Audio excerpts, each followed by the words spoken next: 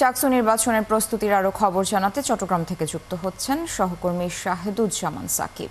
সাকিব, ভোটের প্রস্তুতি নিয়ে কি বলছে নির্বাচন কমিশন, পাশাপাশি প্রার্থীদের ব্যস্ততা কেমন দেখছেন, সাধারণ শিক্ষার্থীরাও বা কি বলছেন?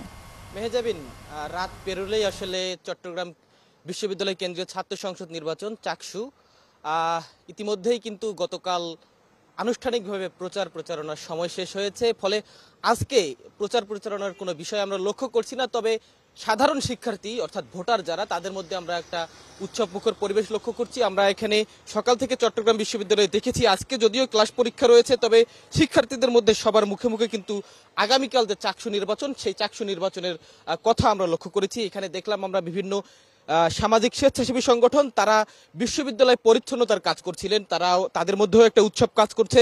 তারা যেটি বলবার চেষ্টা করছেন যে দীর্ঘ ৩৫ বছর পর এই চট্টগ্রাম বিশ্ববিদ্যালয় কেন্দ্রীয় ছাত্র সংসদ নির্বাচন, ফলে তারা যেমন প্রথমবার ভোট দিয়ে এখানে প্রতিনিধি নির্বাচন করার একটি আকাঙ্ক্ষা যেমন তাদের মধ্যে রয়েছে, পাশাপাশি আগামীকাল একসঙ্গে অনেক শিক্ষার্থী এবং যেহেতু এখানে অনেক গণমাধ্যমের উপস্থিতি রয়েছে, সবার মধ্যে কিন্তু আমরা উৎসব লক্ষ্য করছি।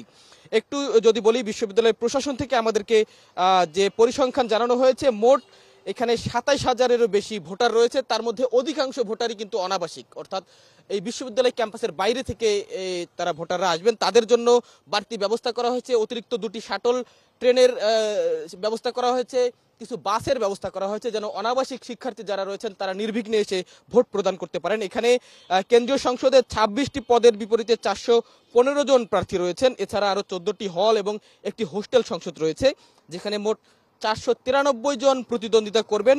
আগামীকাল সকাল ৯টা থেকে ৪টা পর্যন্ত এই ভোট গ্রহণ হবে। ভোট গ্রহণ ওএমআর পদ্ধতিতে হবে। এখানে প্রার্থীদের নামের পাশে গোল চিহ্ন একটি বৃত্ত থাকবে, সেই বৃত্ত ভরাট করে কিন্তু ভোট প্রদান করতে হবে, যেটি আমরা ঢাকা বিশ্ববিদ্যালয় কেন্দ্রীয় ছাত্র সংসদ নির্বাচনে দেখেছি।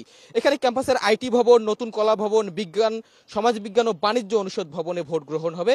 5টি ভবনের মোট 60টি কক্ষে প্রায় 700টি বুথ স্থাপন করা হয়েছে।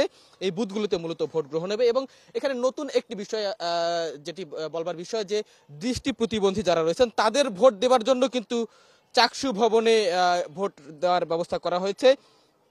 প্রধান নির্বাচন কমিশনার মনির উদ্দিন তিনি সাংবাদিকদের বলেছেন যে মোট ব্যালট পেপার হবে 4 পৃষ্ঠার, এর মধ্যে হল ও হোস্টেল সংসদের ব্যালট পেপার 1 পৃষ্ঠার, বাকিগুলো কেন্দ্রীয় ছাত্র সংসদের ব্যালট পেপার। এখানে শিক্ষার্থীদের নির্বিঘ্নে ভোট দেবার জন্য যত ধরনের প্রস্তুতি দরকার, আইন শৃঙ্খলা পরিস্থিতি স্বাভাবিক রাখতে যে ধরনের প্রস্তুতি দরকার, বিশ্ববিদ্যালয় প্রশাসন এবং নির্বাচন কমিশনার জানিয়েছেন যে তারা সব ধরনের প্রস্তুতি নিয়ে রেখেছেন।